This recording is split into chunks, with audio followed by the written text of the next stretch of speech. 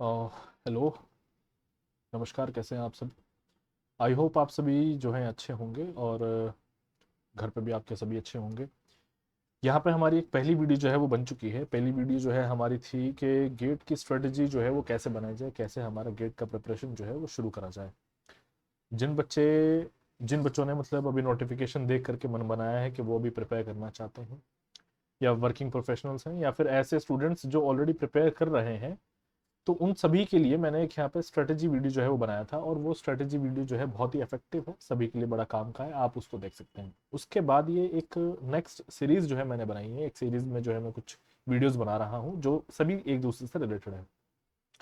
तो आप जब एक स्ट्रेटेजी बना चुके होंगे, आप अपनी प्रिपरेशन शुरू कर चुके होंगे, आप कुछ सब्जेक्ट्स जो है पढ़ चुके होंगे, उसके बाद में आपको दिक्कत आनी शुरू होगी किस तरह की। आप जैसे मान लो आपने पहले मंथ में 2 सब्जेक्ट्स पढ़ लिए हैं। 2 सब्जेक्ट्स पढ़ लेने के बाद जब आप अपने नेक्स्ट मंथ में मूव करेंगे, आप एक नया सब्जेक्ट पढ़ रहे होंगे, तो जो पिछले 2 सब्जेक्ट्स आपने पढ़े हैं उनकी कुछ कुछ चीजें आपको ऐसी लग रही होंगी कि शायद आपने पढ़ी ही नहीं है। तो इस तरह की प्रॉब्लम को कैसे ओवरकम करें, हर स्टूडेंट के साथ में ये वाला इशू होता है। और जो स्टूडेंट इस प्रॉब्लम को ओवरकम कर गया उसका सिलेक्शन निश्चित है। तो यहाँ पे मैं वही बना रहा हूँ एक वीडियो कि कैसे हम जो है एक स्मार्ट स्टडी जो है वो कर सकते हैं, जिसमें हम लोग नए सब्जेक्ट्स भी पढ़ सकते हैं अपने पुराने सब्जेक्ट्स को रिवीजन के साथ साथ कंटिन्यू करते हुए।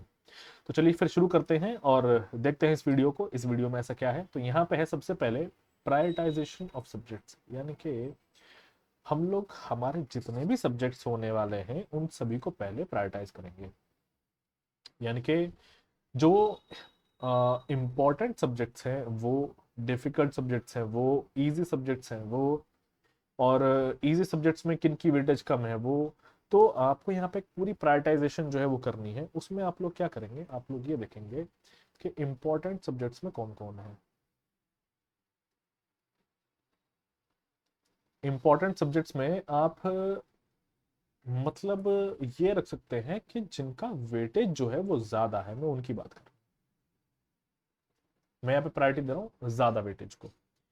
जब मैं जिन सब्जेक्ट्स की वेटेज ज्यादा है मैं उनको देख रहा हूँ, तो वो मेरे लिए इंपॉर्टेंट सब्जेक्ट्स हो जाएंगे। फिर मैं इनको 2 कैटेगरी में डिवाइड करूंगा। एक मेरे पास होगा इजी सब्जेक्ट, और एक मेरे पास होगा यहाँ पे डिफिकल्ट सब्जेक्ट। अब हम क्या करेंगे, जो हमारा डिफिकल्ट सब्जेक्ट है इसका मतलब ये है कि वो लेंदी भी है बहुत। मतलब वो, खैर ये सब चीजें जो है वो स्टूडेंट के ऊपर डिपेंड करता है कि वो किस तरीके से उसको डिफिकल्ट फील करता है। कहने का मतलब ये है, अगर उसको फॉर्मूले ज्यादा जो है डिफिकल्ट लगते होंगे, थ्योरी कम लगती होगी, तो उसके लिए डिफिकल्टी लेवल अलग होगा। मान लो कोई स्टूडेंट, उसको थ्योरी में प्रॉब्लम है, उसको न्यूमेरिकल्स में मजा आता है, और उस सब्जेक्ट में थ्योरी जो है वो कम है, न्यूमेरिकल ज्यादा है, तो फिर उसको वो जो है अच्छा लगता होगा। तो हर किसी के लिए डिफिकल्टी जो है वो हर सब्जेक्ट में अलग अलग एक तरह से होती। तो ये आपका एक अपना कॉल है कि आप किस सब्जेक्ट को किस तरीके से डिफिकल्ट मानते हैं। तो हमें यहाँ पे जो करना है, यानी कि जो हमारा यहाँ पे प्रिपरेशन होगा, जिसमें हम लोग नए सब्जेक्ट्स पढ़ेंगे, पुराने सब्जेक्ट का रिवीजन करेंगे, वो हर एक इंडिविजुअल स्टूडेंट या फिर कह सकते हैं कि इंडिविजुअल कैंडिडेट के लिए अलग अलग होगा। ये सब चीज़ें इस तरीके से आप इनको मान सकते हो, जो वीडियोज हैं ये पर्सनलाइज्ड एक मेडिसिन की तरह है जो आपके लिए काम करेंगी। मैं बस बताऊंगा कि इसको बनाना कैसे है, अप्लाई करना आपका काम है। तो यहाँ पे हमने क्या समझा कि जो हमारे पास यहाँ पर डिफिकल्ट सब्जेक्ट्स हैं वो क्या है, वो किसी के लिए कुछ हो सकते हैं, किसी के लिए कुछ हो सकते हैं। इजी सब्जेक्ट्स किसी के लिए कुछ हो सकता है। मान लो कोई एक सब्जेक्ट है वो किसी स्टूडेंट के लिए इजी है, लेकिन दूसरे के लिए वो डिफिकल्ट हो सकता है। जैसे मैं आपके सामने अगर बात करूँ तो मुझे स्ट्रक्चर्स में बड़ा मजा आता है। मेरे लिए सोम, आरसीसी, स्टील सब बहुत ईजी है। लेकिन बहुत सारे स्टूडेंट्स ऐसे हैं जो मैंने देखे हैं, उनको ये सब्जेक्ट्स बहुत डिफिकल्ट फील होते हैं। तो ये आपके ऊपर बात है कि आपको कौन सा सब्जेक्ट डिफिकल्ट फील होता है, कौन सा आपको इजी फील होता है। तो आप क्या करेंगे, उसी के हिसाब से अपना यहाँ पे सारा स्ट्रेटेजी डिसाइड करेंगे। तो यहाँ पे क्या होगा, अब देखो, वेटेज वाले की अगर मैं बात करूं तो नो डाउट प्रायोरिटी हमेशा वेटेज वाले को ही देनी है जिसका वेटेज ज्यादा है। अब यहाँ पे इस बात से फर्क नहीं पड़ता कि वो इजी है या फिर डिफिकल्ट है। अब हम क्या करेंगे, अपनी स्ट्रेटेजी बनाएंगे इस तरीके से कि अच्छा इजी है तो इसको कैसे टैकल करूं, और ये डिफिकल्ट है तो इसको कैसे टैकल करूं। तो हम लोग क्या करेंगे, अपना टाइम यहाँ पे डिवाइड कर देंगे एक तरीके से 70% to 30%। ये हम लोग यहाँ पे जो है वो डिसाइड कर लेंगे, इस तरीके से हम अपने टाइम को डिवाइड करेंगे। अभी जो 30% टाइम होता है किसको दिया जाना है, ये दिया जाना है डेली रिविजन को, कि आप इनका रिविजन जो है करेंगे ही करेंगे, इसका मतलब हो जाता है ये। अगर मैं बात करता हूँ यहाँ पे 70% की, तो आप इसमें नए सब्जेक्ट्स जो है वो अपने यहाँ पे पढ़ सकते हैं। ठीक है, तो एक चीज आप ध्यान रखें कि जो डिफिकल्ट सब्जेक्ट है आप उसको टाइम जो है वो ज्यादा दो। आपको जो भी सब्जेक्ट डिफिकल्ट फील होता है उसको टाइम आप ज्यादा दो। ठीक है, क्योंकि जो इजी सब्जेक्ट होगा ऑब्वियसली उसको आपको टाइम कम देना पड़ेगा और प्रिपरेशन उसकी जो है आपकी अच्छी हो जाएगी। तो यहाँ पे आप डिफिकल्ट सब्जेक्ट को टाइम ज्यादा दो शुरू में, और जैसे जैसे आपका एग्जाम नजदीक आता चला जाएगा आप उसका जो भी एक रेशो होगा टाइम का वो कम करते चले जाना, यानी कि रिवीजन का टाइम भी उसके लिए कम करते चले जाना, है ना, और बाकी सब्जेक्ट्स को फिर जो है बढ़ाते चले जाना टाइम। तो ये करना है। अच्छा, तो यहाँ पे क्या है, जो चीज मैंने आपको बताई importance versus difficult matrix, difficulty matrix, ये मैंने अभी आपको समझा दिया कैसे होता है। Create a matrix to categorize subjects based on their importance, जैसे मैंने भी आपको बताया वेटेज के हिसाब से, इंपॉर्टेंस के हिसाब से, डिफिकल्टी लेवल के हिसाब से वो आपको करना है। प्रायोरिटी डिफिकल्ट को दो पहले। हाँ, दो सब्जेक्ट्स आप पढ़ोगे तो कैसे पढ़ना है वो मैं बता देता हूँ। एक सब्जेक्ट आप यहाँ पे डिफिकल्ट वाला रखो और एक सब्जेक्ट आप अपने साथ में उसके पैरेलली चलाओ जो कि इजी होगा आपके लिए। बस ये ध्यान रहे कि इजी सब्जेक्ट को तभी पढ़ना है जब आप डिफिकल्ट सब्जेक्ट से बोर हो जाए। स्टूडेंट की गलती ये रहती है कि वो उसी सब्जेक्ट को पढ़ते रहते हैं जो उनको इजी फील होता है, बस वो उसको पढ़ते रह जाते हैं। बहुत से बच्चे बीएमसी लेकर के बैठे रहते हैं, सीपीएम एंड पर्ट लेके बैठे रहते हैं, जो कोर सब्जेक्ट्स हैं उनको वो भूल जाते हैं और वो वहाँ पे मार्क आ जाते हैं। तो ऐसा नहीं करना है। ठीक है, उसके बाद discuss how to allocate more time to high importance high difficulty subjects, ये मैं अभी आपको जस्ट बताया हूँ। चलिए, इसके बाद फिर हमारे पास आता है हमारा second point, create a comprehensive study plan. Comprehensive study plan में अब क्या होगा, आपने यहाँ पे डिसाइड कर लिया कि कितने डिफिकल्ट आपको लग रहे हैं। देखो, हर किसी के लिए, मान लो एक बात मैं आपको रफली बताता हूँ, हमारा जो गेट का एग्जाम है, टेक्निकल सब्जेक्ट्स की बात करूँ तो अप्रोक्सीमेटली हमारे पास 12 to 13 जो है वो सब्जेक्ट्स हो जाता है। लेकिन इसमें 7 सब्जेक्ट्स ऐसे हैं जो कि ज़्यादा वेटेज रखते हैं। तो मान लो किसी स्टूडेंट के लिए 7 में से 3 सब्जेक्ट्स जो है वो डिफिकल्ट हैं। कोई ऐसा होगा जिसके लिए ये 7 के 7 ही डिफिकल्ट फील हो रहे होंगे, है ना, ये 7 के 7 डिफिकल्ट होंगे। तो यहाँ पे क्या है ना कि उसको जब ये चीज पता चलेगी, वो एनालिसिस कर चुका होगा कि उसके लिए क्या डिफिकल्ट है, क्या उसके लिए इजी है, वो तभी अपना एक स्टडी प्लान बना सकता है।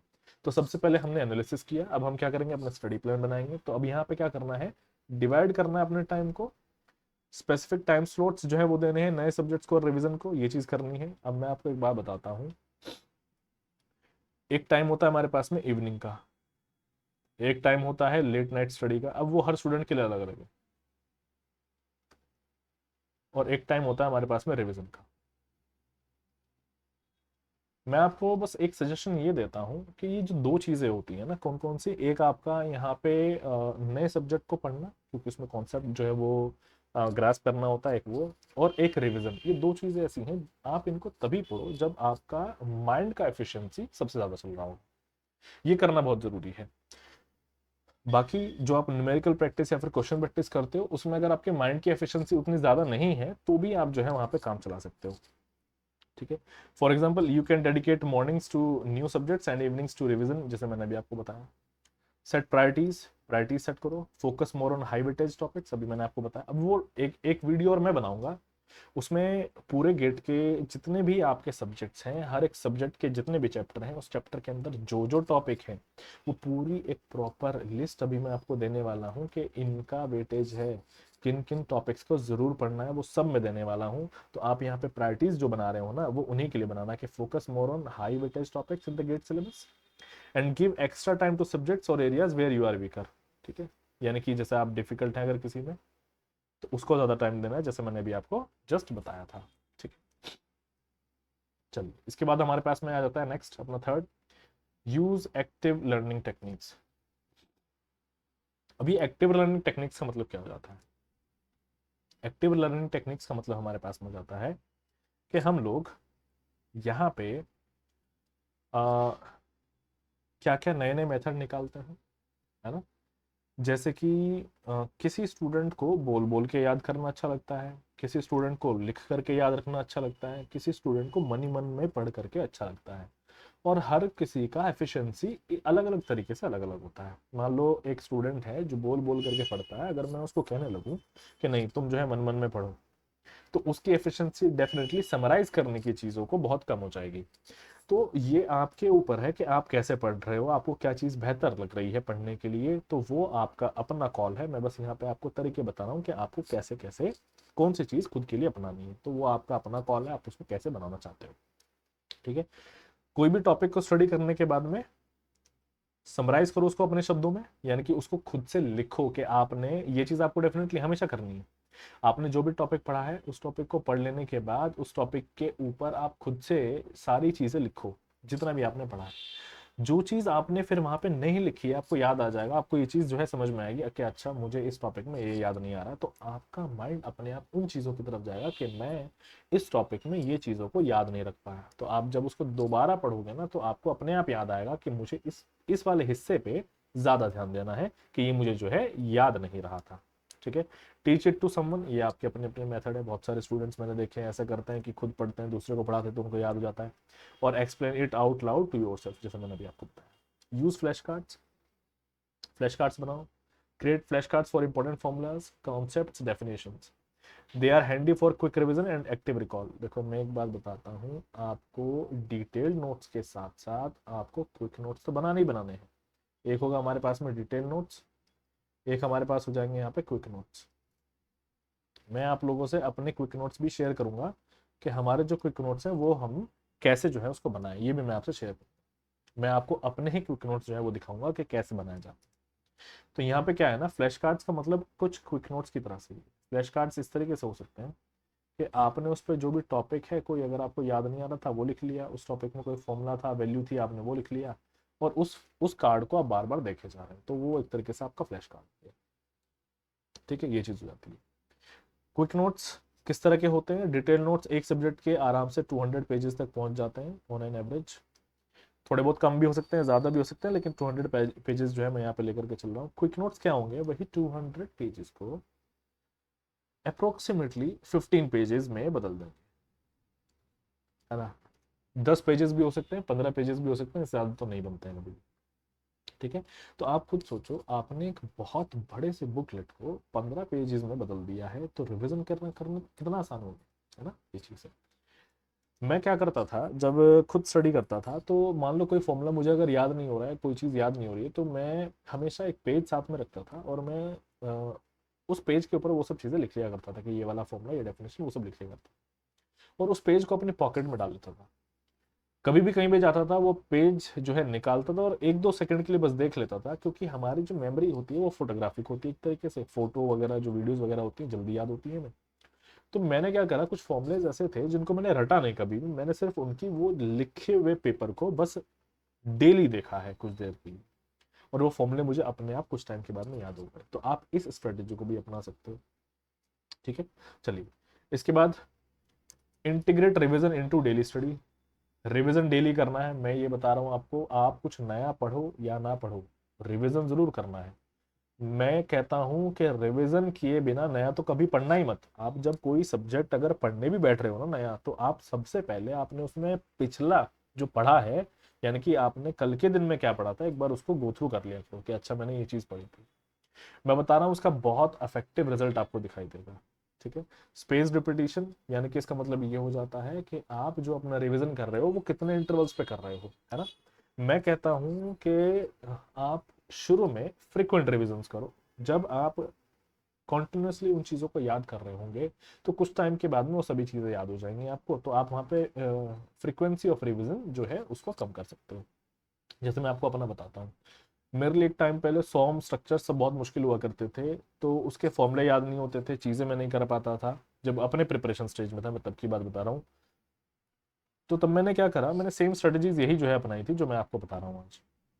मैंने उन फॉर्मूलों को जो है डेली रिवाइज करा, सब चीज़ों को रिवाइज करा, और फिर वो जो रिवीजन था उसकी फ्रीक्वेंसी कम कर दी मैंने, बिकॉज वो सब चीज़ें मुझे याद हो चुकी थी। और मैं आपको बताता हूँ लिटरली अब वो टाइम है कि मतलब बहुत लंबा टाइम भी हो जाता है तो भी मुझे सारे फॉर्मूले जो है अभी तक याद रहते हैं, मैं अगर उनको नहीं भी देखता हूँ तो। क्यों? क्योंकि वो रिवीजन इस हद तक हमने कर लिया कि सारी चीज़ें याद हो जाती हैं। तो ये सबके साथ हो सकता है। ठीक है, इसके बाद में डेली रिव्यू सेशंस, हमेशा रिव्यू करना है। अब ये रिव्यू क्या है, देखो, स्टार्ट और and your day with quick review of what you studied the previous day, जैसे मैंने अभी आपको बताया था। दिस विल री enforce the concept and help with retention. ये सारी चीज़ें मैंने खुद करी हैं और बहुत इफेक्टिव है, इसीलिए बता रहा हूँ। ये सारी चीज़ें मैंने खुद से जो है तैयार करी हैं। जिस चीज़ की नीड है वही चीज़ मैं आपको यहाँ पे दे रहा हूँ, ठीक है। तो आप हमेशा जो आपने पिछला पढ़ा है उसको देखो, और जो आप आगे पढ़ने वाले हो ना थोड़ा बहुत, तो उसको भी देखा करो कि अच्छा ये टॉपिक्स जो है मैं पढ़ने वाला हूँ, सो दैट आपका एक क्यूरियोसिटी जो है वो बना रहे। चलिए, इसके बाद फिर हमारे पास होता है लेवरेज क्वालिटी रिसोर्सेज, यानी कि आप यहाँ पे जो भी क्वालिटी रिसोर्स हैं, एक तरीके से आपके लिए जो बेहतर रिसोर्स रहेगा प्रिपरेशन के लिए, वो भी यहाँ पे जो है रखो अपने साथ में, ठीक है। जैसे कि आपकी स्टैंडर्ड टेक्स्ट बुक्स हो गई, उनको पढ़ने के लिए रखो। गेट की प्रिपरेशन की बुक्स हो गई, वो सबको रखो। ऑनलाइन लेक्चर्स नोट्स जिनकी ज़रूरत है, वो सभी चीज़ें आप यहाँ पे रखो, चाहे वो ऑनलाइन हो, चाहे वो किसी भी तरीके से हो, किसी भी मोड में हो, वो सब चीज़ें आप जो है यहाँ पे रखो अपने पास में, है ना। और एक तरीके से जब आप एक सब्जेक्ट पे महारत हासिल कर लोगे एक रिसोर्स से, तो थोड़ा बहुत जो है उसके बारे में कुछ एक्स्ट्रा चीज़ें दूसरे रिसोर्स से भी जो है वो इकट्ठा करने की कोशिश करना। तो यहाँ पे लेवरेज का मतलब ये है, लेवरेज क्वालिटी रिसोर्सेज, ठीक है। इसके बाद next, solve problems regularly. Questions regularly solve करने हैं, सिर्फ पढ़ने से काम नहीं चलेगा। जो जो चीज़ आप पढ़ रहे हो उनके ऊपर क्वेश्चंस भी करो, बिकॉज जब आप उनका एप्लीकेशन करोगे तो चीज़ें ज़्यादा याद हो जाएंगी, ठीक है। चीज़ें अपने आप याद होती हैं जब आप उनके ऊपर क्वेश्चन सॉल्व करते हो, आपको उतना ज़्यादा फिर उसके ऊपर हार्डवर्क करने की जरूरत नहीं पड़ती, ठीक है। तो प्रीवियस ईयर क्वेश्चन करो, और जो भी आपके पास में आपके डीपीपी होंगे, यानी कि डेली प्रैक्टिस पेपर्स जो भी आपके होंगे, उन सभी को सॉल्व करो। तो ये आपको बहुत ही बेनिफिशियल और हेल्पफुल रहेगा। माइंड मैप्स और डायग्राम्स, जैसे मैं अभी आपको बता रहा हूँ, माइंड मैप्स जरूर बनाओ। यानी कि मान लो कोई आपने टॉपिक जो है पढ़ा है, उस टॉपिक्स की ब्रांचेस देन सब ब्रांचेस हैं। फॉर एग्जांपल मैं यहाँ पे बात कर लेता हूँ कि मेरे पास में स्ट्रेस, फिर यहाँ पे स्ट्रेस कितने तरह का है उसको कर लो। यानी कि नॉर्मल स्ट्रेस हो गया हमारे पास, जिसको मैं डायरेक्ट स्ट्रेस भी कहता हूँ। मेरे पास जैसे यहाँ पे शेयर स्ट्रेस भी हो जाता है। अब ये जो नॉर्मल स्ट्रेस है, ये फिर मेरे पास किस किस में आ जाता है, वो सब, है ना। बेंडिंग में भी नॉर्मल स्ट्रेसेस होते हैं। तो सारा का सारा एक तरीके से आप माइंड मैप और डायग्राम जो है वो बनाना सीखो, ठीक है। उनको बना करके आप जो है अपने क्विक नोट्स में ऐड करो। ये सब आपके लिए बहुत आसान हो जाएगा, बहुत आसान बना देगा आपकी प्रिपरेशन को, एक ही चीज है, ठीक है। रेगुलर मॉक टेस्ट, वो आप अपने लो, जो मैं आपको बता रहा हूँ अभी। एग्जाम कंडीशंस के हिसाब से अपनी परफॉर्मेंस को एनालाइज करो। अभी जो मैंने आपको बताया है कि पढ़ना कैसे, अभी आपने देख लिया। यहाँ पे सबसे पहले आप क्या करेंगे, अपना एक एनालिसिस करेंगे, उसके बाद स्टडी प्लान बनाएंगे, है ना। उसके बाद आप लोग आगे की चीज़ें करेंगे। ये वाली चीज़ें जो मैं अब आपको बता रहा हूँ, यानी कि 7th और 8th पॉइंट जैसे हमारे अभी आए हैं, ये तभी आप उनको अप्लाई कर सकते हो जब आप बाकी के पहले के पॉइंट्स बहुत अच्छे से कर चुके होंगे। जब आप उनको कर चुके होंगे तो ये एक तरीके से आपकी प्रिपरेशन को पॉलिशिंग का काम करेंगे। आपके नए चीज़ों को पढ़ना और उनका एक तरीके से रिविजन करने में जो है एक तरीके से पॉलिश करने का काम करेंगे उनको, ठीक है। तो इन पर ध्यान रखें। अच्छा, जब भी ज़रूरत पड़े तो किसी से वो ज़रूरत जो है, मतलब अगर आपको हेल्प की नीड हो तो आप वो हेल्प ले सकते हो, चाहे वो कोई भी हो। आप आपके मेंटर्स हो, टीचर्स हो, फ्रेंड्स हो, आप जो चाहो, जहाँ पे भी आपको डाउट हो रहा है किसी टॉपिक में, तो उसको आप सर्च करो और मतलब जो है वहाँ पे उस डाउट को वहीं उसी जगह ख़त्म कर दो, ताकि आपका कॉन्सेप्ट क्लियर हो जाए और वो चीज़ आगे आपको जो है मतलब प्रॉब्लम ना करे, ठीक है। तो नेक्स्ट फिर हमारे पास आ जाता है कि हम अपनी प्रोग्रेस को ट्रैक करेंगे। अब यहाँ पे प्रोग्रेस कैसे ट्रैक करेंगे, देखो इसके लिए बहुत ही एक अच्छी चीज मैं आपको बताता हूँ जो मैंने खुद अप्लाई करी है।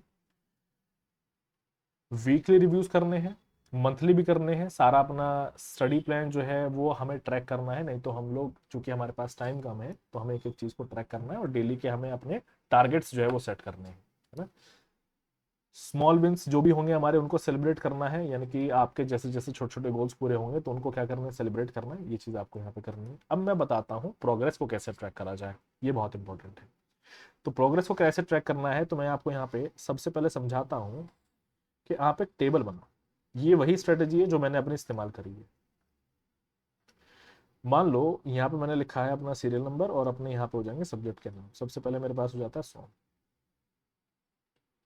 मान लो इसके बाद स्ट्रक्चर एनालिसिस है, मान लो इसके बाद में आरसीसी है, एंड देन इसके बाद में स्टील है। ऐसे ही हमारे सारे के सारे सिविल के सब्जेक्ट्स यहाँ पे नीचे लिखे जाएंगे। यहाँ पे ऊपर जो सीरियल नंबर है वो मैं डाल देता हूँ। यहाँ पे हो जाएगा 1, यहाँ पे हो जाएगा 2, 3, 4, 5 एंड सो ऑन। इस तरीके से जो है यहाँ पे मेरे सीरियल नंबर से बढ़ते चले जाएंगे। अब मैं क्या करूंगा, जिस दिन सॉम का पहला रिवीजन करूंगा वो मैं यहाँ पे डेट डाल दूंगा। जैसे कि आज हमारे पास है 24 अगस्त, तो मैं यहाँ पे 24 अगस्त डाल देता हूँ। मान लो मैंने नेक्स्ट रिवीजन जो है वो करा है। अब ये हर स्टूडेंट के ऊपर अपनी अपनी बात है कि उसको कितना फ्रिक्वेंट रिवीजन करने की जरूरत है। तो यहाँ पे मान लो नेक्स्ट स्टूडेंट है, उसने रिवीजन करा है कब, 26, उसी स्टूडेंट ने मतलब 26 को रिवीजन करा तो यहाँ पे डाल देगा। देन उसने 31 को कराया तो यहाँ पे डाल देगा। मान लो उसने टारगेट सेट किया कि हर 2 दिन पे रिवीजन करूंगा, तो उसका जो गोल है, जो टारगेट है, वो क्या सही तरीके से काम कर पा रहा है अपने टारगेट के ऊपर, तो वो ये टेबल बताएगा। जैसे मैंने अभी आपको कहा कि 2 दिन पे रिवीजन करना था, तो 26 पे उसने रिवीजन कर लिया, बट अगला रिवीजन जो है वो 28 को होना था, तो वो अपने ट्रैक से हट चुका है। तो उसको कैसे पता चला, जब उसने नेक्स्ट रिवीजन करा, है ना। और ये टेबल आपको ये भी याद दिलाती रहेगी कि आपने किस सब्जेक्ट का रिवीजन कितने दिन पहले किया था, और उसकी नीड है, मतलब आपको रिवीजन उसका करना है। ये एक प्रेशर आपके ऊपर बिल्ड करेगी और आपको ये चीज़ करनी पड़ेगी। तो इस तरह की टेबल जो है हर सब्जेक्ट के लिए बनाओ। मैंने भी अपनी टेबल जो है वो बनाई हुई थी जब मैं प्रिपरेशन करता था। तो ये बहुत इफेक्टिव स्ट्रेटेजीज हैं, इनको आप फॉलो करो, है ना। और डेफिनेटली आपको रिजल्ट जो है वो देखने के लिए मिलेंगे। अब अगर मैं आगे की बात करता हूँ, तो मैं आपको एक नेक्स्ट जो वीडियो आएगा उसमें बताऊंगा कि इंपॉर्टेंट टॉपिक्स कौन कौन से हैं हर चैप्टर के अंदर, हर सब्जेक्ट के अंदर। एंड मैं आगे की चीज़ें ये भी बताऊंगा कि हमारे पास जैसे रेफरेंस बुक्स हैं वो कौन सी हैं, किनको हमें इस्तेमाल करना है। मेरे जो क्विक नोट्स हैं वो मतलब कैसे मैंने बनाए थे, कैसे उनको बनाना है, वो सब भी मैं आपको जो है शेयर करूंगा। तो बने रहिए हमारे साथ। नेक्स्ट वीडियो जरूर देखना, और जो पिछला वीडियो जिनको जरूरत है वो प्लीज वो जा करके भी देखना। तो मिलते हैं अगली क्लास में, यानी कि अपने नेक्स्ट लेक्चर में, वीडियो में। Thank you so much.